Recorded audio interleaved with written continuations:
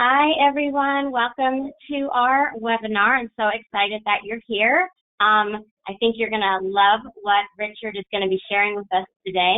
So if you have any questions, you can go ahead and put those in the chat box, and I'm going to pass it over to Richard.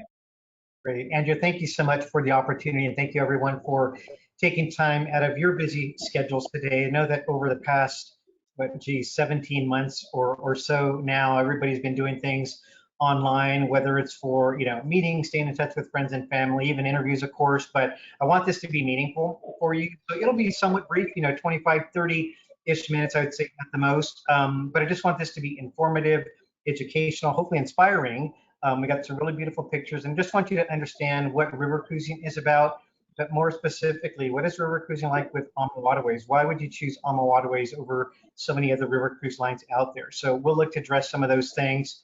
As Andrea mentioned, we've got a questions box over to the right side. So I would say just click that drop-down menu. If there's anything I didn't address or that you want clarification on, please just drop those questions in there. We'll get to those at the end of this. The last thing is that this is a recorded session, so if there's anything you miss or want to share with somebody else, afterwards, I'll be getting this over to Andrea, and she can share this out with you, so you can view it again or share it with some other folks. So that's what I wanted to share, and I want to start off with a few slides here at the beginning, just to kind of give you a beautiful perspective of really what river cruising looks like from a bird's eye view. I mean, you can see how calm the waters are. You do not have to worry about seasickness for those folks that have never taken a river cruise. I think you're not aware sometimes that it's very different from ocean cruising. It's much more intimate. We do not sail with thousands and thousands of guests. We've got, on average, about 150 guests on board our ship. Typically, that's close to maximum occupancy. Some cases could be a little bit less than that. But you can see just how beautiful the rivers are as we're going through the different countries. We are never in international waters. We are always sailing through country limits, and we're taking you to and through the destination, right? So the ship is not the destination. Again, something very different from ocean cruising. And don't misunderstand me, I love ocean cruising. I've done a number of different ocean trips. I'm looking forward to doing more, but this is just a very different, more intimate, up-close experience. I think this next shot right here really gives you an idea of what I was saying about the fact that we're right in the middle of everything. We dock right in the heart of these towns. And once again, the ship is not your destination. It is your luxury floating hotel, great amenities on board, great service on board, excellent cuisine on board. We're going to talk about all those different things. But just looking at this picture right here, you can see when you're right in the middle of town there, if we're in port for a full day, you can hop on and off very easily, go run around, do some shopping. You don't have to lug things around all day, drop it back off in your stateroom, maybe grab lunch on board and head out again too. And that's in addition to different shore tours that we're going to be offering in all the different ports as well.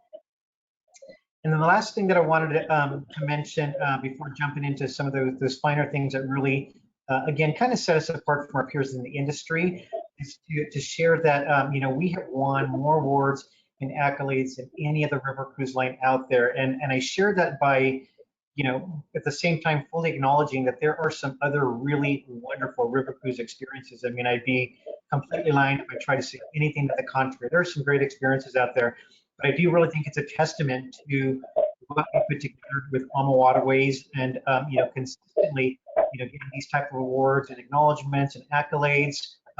Some wonderful comments that we hear back from our guests on a number of things. So I want to share some of that with you, but I want to also mention Berlitz that we see here, this insignia. This is a company that's been around for quite a long time. Primarily, they used to do ocean cruise ship ratings. They started doing river cruise ships now, maybe about 5 years ago, but they go on as mystery shoppers. So no one is ever privy to when they're stepping on board, and their service like every other guest. But what they do when they get off the ship is they'll write reviews about everything, from the services, from the amenities on board, from the innovative features and things, from the discussions and onboard entertainment, and a number of other things. So it's those things that I'm referring to that we've consistently won awards above our peers in the industry. So want to share those things, and I'm actually going to hop off camera now because I really wanted to stay a little bit more focused on the presentation, and I can hop back on at the end if we've got some questions to answer. But I'm going to be addressing what I refer to as our points of distinction. And again, these are really those things that distinguish us from our peers in the industry, right? So I'm going to start off with our crew and more specifically our cruise managers. And I guarantee you that anybody else, if you were to ask them, what are some of the best things about your river cruise experience? Hands down, everybody's probably going to say their crew. So I was being really bold by putting this one up front at the top of the list because I really want to be able to validate that statement for you. First of all, our cruise managers are the only ones in the river cruise industry that will join our guests before the cruise and after the cruise if you're doing a pre or post land experience. And that's a really big deal if you think about that peace of mind, especially if you're traveling to a country that maybe you've never visited, maybe you don't fully understand the language. Think of the case like maybe going to the Mekong River, Vietnam, and Cambodia. But our cruise managers are there to, point you in the right direction, make some suggestions, and lead you on some different shore tours. But I think really the most important part is that you're already starting to build that rapport with them before you even step on board this ship. So I think that's a really, really big deal. The other thing that I would share is that with the comment cards that we get from our guests after having sailed, what we hear more often above the experiences on their shore tours and the meals and the destinations themselves that they're visiting are that our cruise managers were the ones that really made those experiences come to life and really made those experiences far more special. And one reason that happens is because our cruise managers, like I mentioned, they join our guests before and after the cruise. If you consider them on a trip, they stay with some guests a little bit longer after you've gotten off the ship. Now those guests fly home. So what do we do with our cruise managers? Very often we'll send them to another river to be on a different ship, sailing with a different crew, going through different countries, different ports of call, different shore tours. So it really just adds to their overall wealth of knowledge and the breadth of what AmaWaterways is all about. So I really want to make sure that I spoke to that properly. The other one that I want to highlight is one of the top things anyways, is our shore tour program. On average, we include up to 4 shore tours at every port of call. So this is all about choice, right? We want to give our guests a lot of choices and we break them down even further. So beyond just the fact that there's these different shore tours, we break them up into categories called apologize for that, let me get to the right screen. We call our gentle, our regular, and then our active. So the gentle or gentle walkers would be one that I would probably take my parents on. They're a little bit elderly, but they still got the energy to get out and see some different things. But something that's maybe slightly less, time and duration that you're going to be out. Maybe avoiding some steps whenever possible. That one would be ideal for them. The regular is going to kick it up just a notch more. It's going to maybe be a little bit longer, maybe include an additional highlight. And then we've got our active. The active would be something like a guided cycling tour because we've got bicycles on board every one of our vessels, up to 25 bicycles on average. We have one really large ship called the AmaMagna, which we've got 50 bicycles. And these are regular bicycles. These are not electric bicycles. So we want our folks to take advantage of getting some good exercise. And we use them not only for the guided cycling tours, but if you just want to reserve them and head out into town for a few hours, you can certainly do that as well. You just need to reserve them in advance. But those are the different types that we have. And if that's not enough, all those different options there, we've also got what we call our late risers. That is my wife's category. She wants to sleep in a little bit longer, right? It's holidays. She wants to enjoy that breakfast, sip on that coffee a bit longer, and get more of a mid-morning start. So all these different choices. And we've got things like food and wine pairings, cooking demonstrations, and so much more. So I just really want you to think of choice when you think of these short tour options with AmaWaterways. Dining, I had to include up there in the top 3 at least, although everything is really special in its own way, but the dining experience is really a big deal. If you're like me, if I'm heading out of town, even for a night or two, I want to go and take advantage of some of those things that are local to those areas that I'm visiting that I may not be able to get back at home. So we're all about that on board. And we've got 2 restaurants on board every one of our ships. The one larger ship that I was mentioning, AmaMagna, that one actually has 4 restaurants, but regardless of what ship you're sailing on, all these different restaurants are included. You don't have to pay more for them. Outside of the main dining room, we've got our chef's table restaurant, which is the picture we're looking at right here. You just need to make reservations once you're on board, but this is a much more intimate experience, holds about a maximum number of guests of about 26 in total. It's a 6-course meal, but really best described as a tasting menu because within each of those different courses, you're going to get between 2 to 3 different choices with each of those courses. in addition to about 4 different wine pairings over the course of the evening as well. But you get to witness the chef and his team behind this glassed window in their cooking station right there, and you get to take in these amazing views at the back of the ship also. So that's our Chef's Table restaurant, my favorite experience on board the ship. Separate from that, we've got our main dining room though. The main dining room really operates as more of a progressive dining experience. And I describe it that way because as we're passing through the different countries, regions, and towns, we're going to bring in all those local flavors and dishes and those local wines and beers on board the ship for you to have as well. So that menu is going to continually be changing, whereas in the Chef's Table restaurant, this will be a set meal. But you have your choice of both, and we get a lot of folks that even want to dine at the Chef's Table restaurant a second or third time. You can certainly do that. You just need to make those reservations. Complimentary sip and sail cocktail hour each evening. I wanted to address the drinks on board. So if you enjoy some nice wines now and then, or a good beer now and then, it's important to note that we're not an all-inclusive drink option on board. It's not an all-inclusive drink menu, but that is by design. If you go back to what I mentioned a little bit earlier about the fact that we are taking you to and through the destination, right? The ship is your luxury floating hotel. That's really the way that we try to treat it. And what I mean by that is that if you were traveling to some of these same countries that we're passing through on a land vacation, if your hotel that you were staying at was an all-inclusive property, chances are you wouldn't necessarily be hanging out at the hotel all day long just because those drinks are included all day long, right? You want them for your meals, your lunch, your dinner. Maybe you want some, champagne mimosa for breakfast. If they've got a cocktail hour, that's always a fun way to meet some other guests and just kind of socialize. So those are all the times that we'll include those drinks for you. Premium wines, premium beers. These are not, as some other river cruise lines may include, a complimentary house wine and then charge you more for that more desirable wine. These are going to be nice premium wines that you are going to want to taste along the way. And the same thing with some of those beers. It's a time after lunch, up into cocktail hour, and then again after dinner that we do not include the drinks, but I can tell you it's a nominal cost for that. Last part I would add is that our servers are incredibly generous, and it's very common if you sail with us, look around the dining room in the evening, you'll start to see some of the guests maybe put a napkin over their glass or put their hand up because our servers continually keep topping you off. So that's sort of what the drink experience is like. Now, wellness and wellness activities and just health on board the ship overall, we were the first ones to introduce onboard certified health and fitness instructors. So this gentleman that we see right here, he does not double as the server later on in the dining room for dinner. This is what he's on board for. This is what we've got him there for. So every ship sailing itinerary, every river will have somebody on board, and we give them a lot of autonomy to do some things that they may want to do to mix things up, if you will.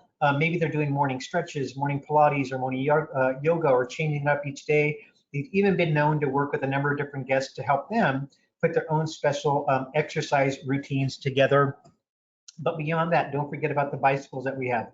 We've also got a gym on board every one of our vessels. We've got a treadmill there, stationary bicycles. We've got some free weights also, different mats to lay out if you want to do some different exercise. So these are all things, again, just for choice. So I want you to think about choice, whether you do it every day or you want to have the option to do it when you feel that you want to do it on any given day either. So we've also got some sort of a water feature on board every one of our ships. So depending on the year of the ship, it could be maybe a smaller little plunge pool or jacuzzi. Some of the newer ships or larger ships like the Alma Magna, they actually have both or have a larger swimming pool too. So in addition to that, if you want to get your hair done, we've got a salon. If you want to get a massage, we've got that free as well. So think about choice when you're looking to secure the river cruise line that you're thinking of sailing with. So those are some of the features I wanted to point out there. But in terms of just what the onboard rooms and decor of the ship looks like, this is pretty typical of one of our panoramic lounges. This is sort of the main family room of the ship, right? It's a place where everybody comes together, talk about their shore experiences while they were out, taking some great views, of course, while you're talking to some other guests and just looking out the window, watching that landscape go by. But it's also the place where there's going to be entertainment. We bring on some local entertainment, whether it's musicians or folklore dancers. We've got a dedicated pianist each evening playing music, taking requests. There's a bar just about the place where this photo was taken, looking out forward to this ship. And your cruise managers maybe even be giving some discussions on the next day's ports of call and what their shore tours are going to be. So really fun place to come and meet some of the other folks that you're traveling with. Twin balcony staterooms are some of our most popular staterooms. Now, I want to be clear, these are not on all of our ships, but we have it on most of our ships, certainly all the newer ones. This gives you the best of both because if you consider the weather and the time of year that you might be traveling, maybe you're doing a Christmas market, definitely going to be cooler. Maybe you're in the middle of summer, definitely going to be warmer. So you've got that French balcony that we see off to the right side here with a nice sitting area. That window that also opens up is pressed right up against that railing, so you get great views sitting in your room. You set that thermostat where you want, but you've also got a full step out balcony right here, accessible from your room as well. Coffee in the morning, you know, champagne in the afternoon, glass of wine in the evening. You really get the best of both options.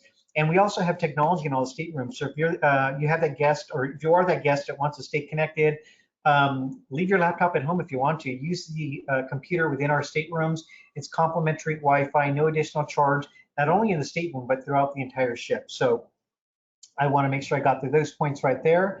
I do know there was a question that came in regarding things about like COVID and protocols. If you don't mind, I have a slide near the end of the presentation. I'll be sure to get to that, but excellent question. Of course, that's something that everybody wants to know now.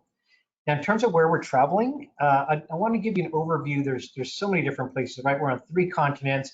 We're actually over 33 itineraries at this point here. We've actually added some new rivers and some new itineraries here. So starting off with the ones over to the right side are more exotic departures. We've got Africa, covering Southern Africa. Now, this is a 4-night luxury safari cruise. The beautiful Zambezi Queen sails between Namibia and Botswana.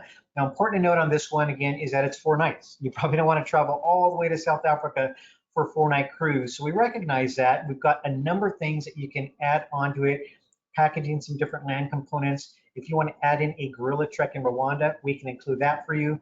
Additional nights down in Johannesburg with trips over to Robbins Island. You can take the old Rovo steam train to enjoy Victoria Falls. There is a safari over through the Serengeti. So a lot of different things, and you can take that 4-night cruise and stretch it all the way out to 18 days if you like.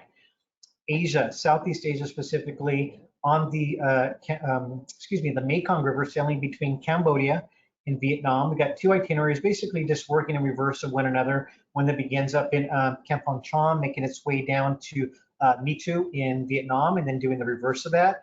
But once again, pretty far distance to travel. If you have time to take in some additional stops, you can add on visits to extend this all the way up to 16 days. Maybe you want to take in a 3rd country, go to Bangkok, spend some time there in Thailand. There's Hanoi, there's Halong Bay, as well as Siem Reap, and also Ho Chi Minh City. So great options to really see some other things in the area.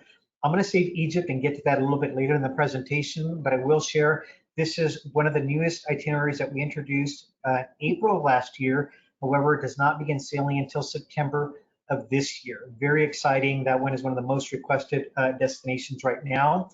Our bread and butter, though, if you will, is on the continent of Europe, right? So just to kind of put a few things in perspectives and get some names to these different things that we're looking at on the map, the 2 most popular rivers, if you're maybe a first-time river cruiser, would be the Rhine River and the Upper Danube specific, right? The Danube is very long, but the Upper Danube specifically, I would say. Now, if we look at the Rhine River, I'm going to talk a little bit more in depth on this one, but this one travels between Amsterdam up here in the Netherlands, makes its way through the Netherlands into Germany, touches upon France here, and ends ultimately in Basel, Switzerland. So those are 4 countries here. We've also got the Upper Danube, which operates between this town right here, if you can see this properly, called Vilshofen in Germany, makes its way through the country of Austria, touches upon Slovakia, and then ends in Budapest. So this one's a really special one as well, going through 4 countries. The reason those ones are very popular for first-time river cruises, if you just think of some of the big names on the list there, we've got Budapest, we've got Vienna over in the Danube, Prague in the Czech Republic. If you add in a land extension, we can include that for you as well. And then over on the Rhine, you've got cities like Cologne, you've got Strasbourg. So lots of great options there. Between those 2 rivers alone, we've got about 22 different choices of itineraries. Connecting those 2 rivers, we've got the Main River, which is another tributary between the 2. We've got sailing there. We've got the Moselle River making its way over to Luxembourg. And then, of course, the lower Danube, back to the Danube, operating between Budapest all the way down to the Black Sea, going between Hungary, Croatia, Serbia, Romania, Bulgaria. There's an extension down into Turkey if you want to do that. West over here, we've got all the waterways of France. We've got a couple that are operating on the Seine River, taking as far over to Normandy if you want to take in that really historical World War II aspect of it. Pre and post nights around Paris. St. Malo, beautiful St. Malo, you can add that on. We've got the Bordeaux region down here between the Garonne and Dordogne rivers.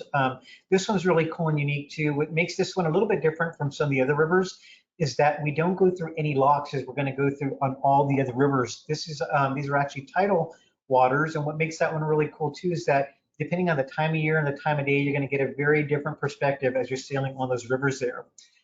We've also, of course, got the Provence and Burgundy regions here. I'll be talking a little bit more about this one. Beautiful, beautiful area and some great excursions to choose from between those two, as well as some pre and post land extensions. And then the Douro River over here in Portugal with two itineraries there, one that sails round trip from Porto, making its way down east and then all the way back to Porto with an extension on the front end of Lisbon with a day trip over to Sintra. And then we've got another one that operates between Porto over to Vega de Tirone.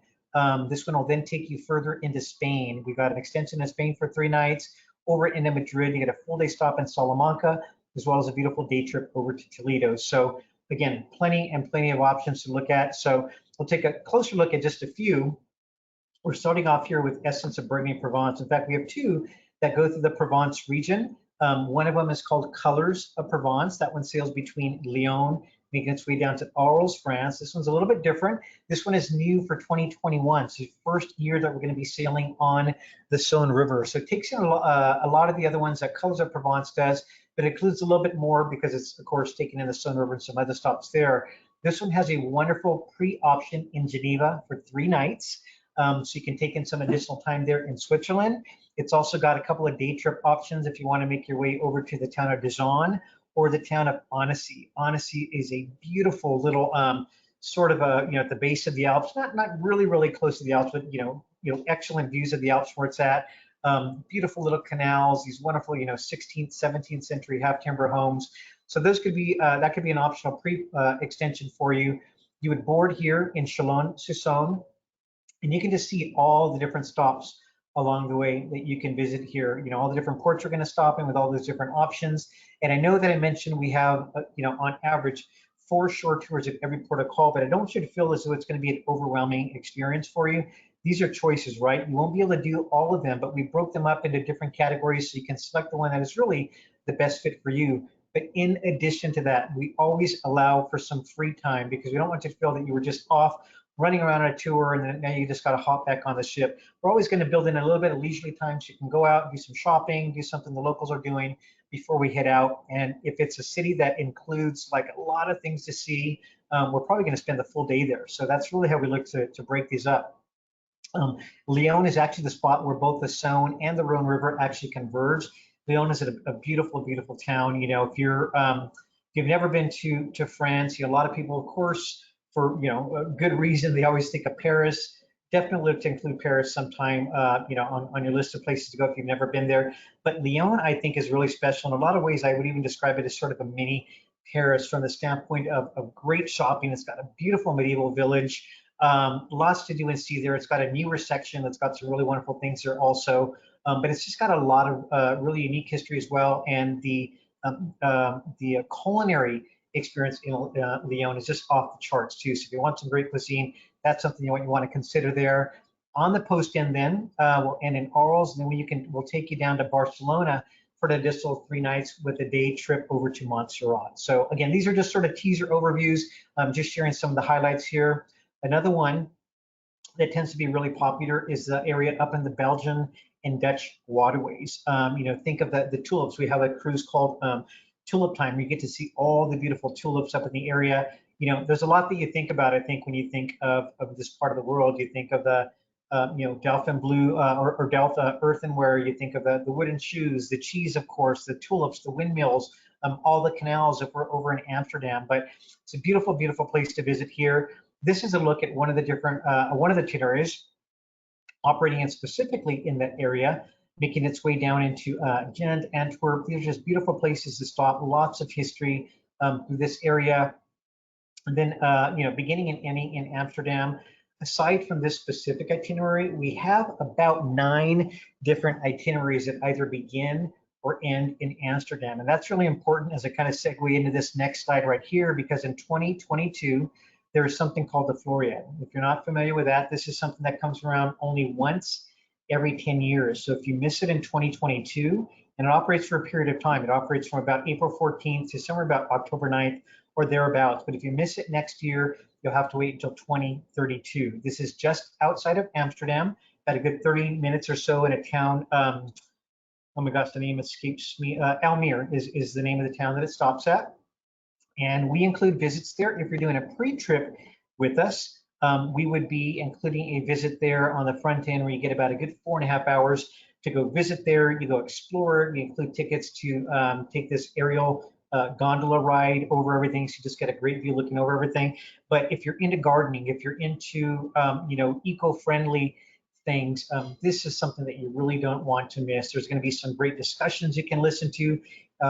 Eco-friendly designed buildings. They even got a children's playground where they make that an educational experience as well, to learn about the different plant life and all the species and things like that. So it's something really special that I think you'd like to consider. Again, if you're really into those things, maybe a gardening club, maybe put a group together. The Douro River now, over in Portugal.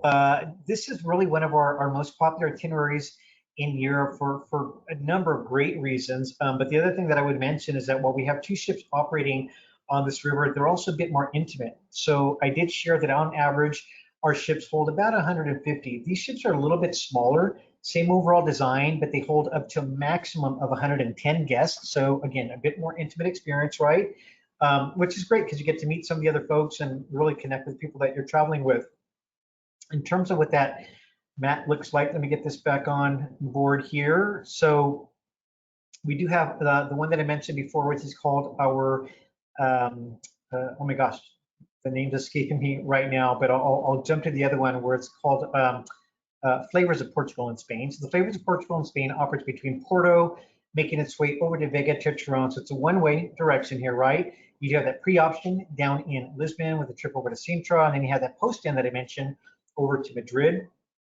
And then we have the other one, I'm sorry, the name is just escaping me right now, but it travels round trip from Porto. So a number of the same stops here also.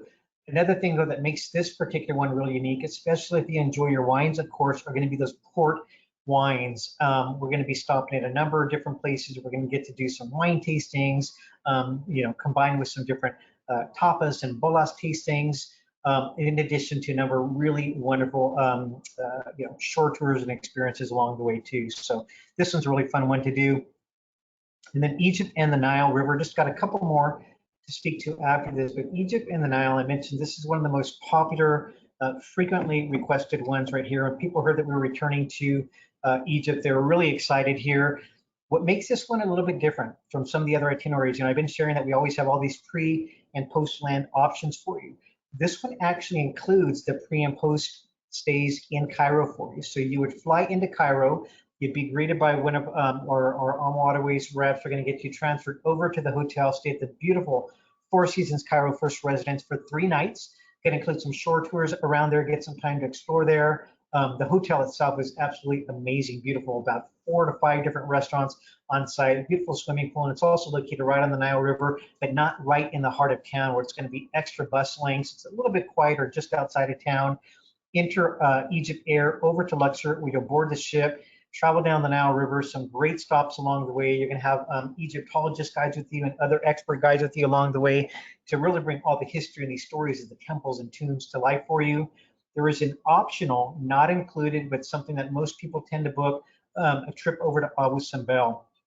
This particular temple is actually in danger of being completely flooded. There is the Nasser Dam that would have eventually flooded this temple. So what they did, and you can check some documentaries online if you like to, they literally cut this entire temple down and moved it about 600 feet up the side of the embankment, so you can still visit it today. So if that's not enough, then we're going to fly you, of course, back to Cairo for a final night stay. You can also include 2 different pre-options here, either in Jordan for 4 nights or the UAE for 3 nights. And then in addition to that, if you want to add a post visit to Israel, you can include a post visit to Israel for 4 nights there too. So Absolutely spectacular itinerary. The Rhine River, I didn't want to finish without talking a little bit about the Rhine River, towns like Cologne, you got Strasbourg there. In fact, we've got a follow-up itinerary that's going to be focusing on this one and the Danube River as well, so don't want to give too much away. But one of the highlights on the Rhine River is the Rhine Gorge. This is an area that we leisurely travel through. We are going to witness up close and personal about 40 different castles as we sail by. And what really brings it to life are our cruise managers, because they are narrating every step of the way. You can hear about the history from, the fact that this was very central to the Holy Roman Empire, the Napoleonic Wars, the 30 Years' Wars, and so much more. So just an absolutely spectacular itinerary, one of my favorites. But then you'll stop at towns like Heidelberg. There's a beautiful little town of Speyer. There is the cute little town of Reckewbeer. That's actually the town that inspired Disney's Beauty and the Beast. So please look to join us as we explore that particular river a little bit more. I think we're looking to do that one next week, as a matter of fact. Same time, 4 o'clock. So maybe you want to mark your calendar for that. And then just a quick look at the map right here. And then the last one that I want to share before I share a few other things. This, by the way, is a beautiful Hungarian parliament right there. This is the town of Budapest. Of course, the town of Budapest was actually formed by 3 different cities. It was the town of Pest, the town of Obadu, and you'll forgive me, I can't think of the other one. I think it was actually, it was Buda that I'm thinking of. But this is actually combined by 3 different countries under the Austro-Hungarian rule. I think it was 1871. Absolutely marvelous city to see. And seeing it all lit up at night makes it extra, extra special. There's a beautiful chain bridge, great restaurants, great cafes.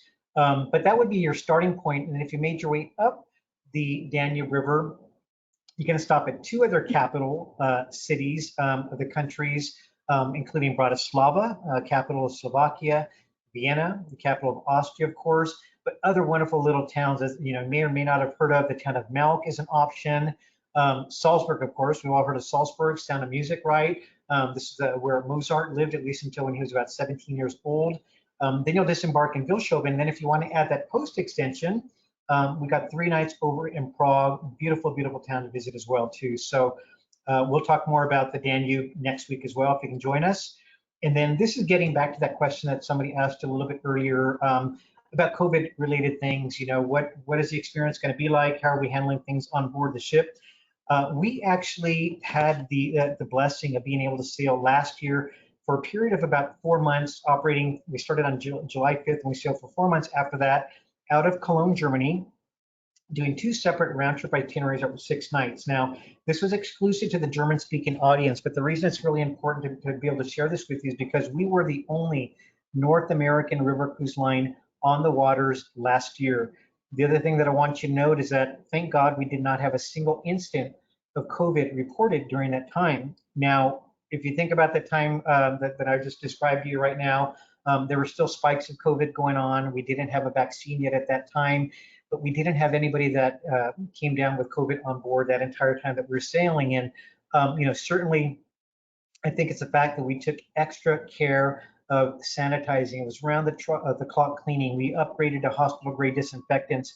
Guests were asked to wear a mask, and these are still the same protocols that I'm sharing with you right now that we've begun sailing as of July 3rd. Guests were asked to wear a mask anytime that they were moving about in a public space. So as these guests are sitting down right here, we've got that plexiglass between the sitting areas in the lounge room. If this gentleman were to get up and walk over to the public restroom, he would put his mask on, wear it when he's wearing back, and then he could take it off once again he's sitting down. So that's how we handle that on board. So it's a very minimal time that you would be wearing the masks. Try to think of other things too. Our shore tours went out in a little bit smaller groups. One, just because we have so many different choices, so that automatically creates for smaller groups. But the other thing that AmaWaterways has is something called AudioVox technology. That's AudioVox, and the AudioVoxes are placed on this lanyard. It's a little piece that you can charge in your staterooms each evening. You can plug in your own earphones. You don't have to wear something that somebody else has been wearing.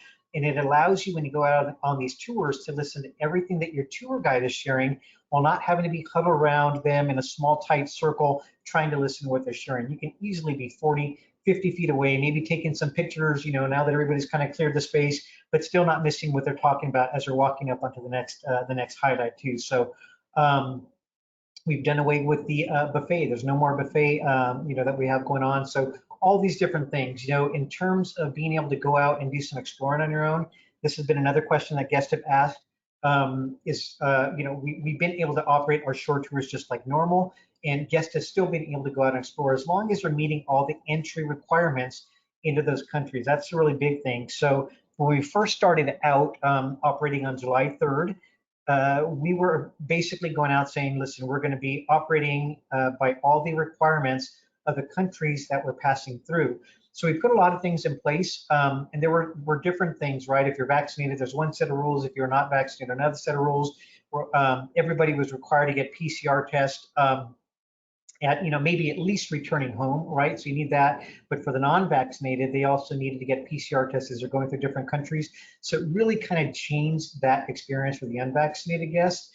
So based on that, as of last Friday, we actually went to now where it's fully vaccinated guests that are able to sail with us going forward to. That could change down the road based on how everything kind of plays out. But right now, that's the decision. So the fact that children under 12 are not able to get vaccinated right now, children under 12 then would not be able to sail with us because they're not vaccinated. So basically 12 and above are welcome as long as everyone is vaccinated. So hopefully that answered those questions. Didn't want to share more than was necessary, but certainly want to touch on those important points there.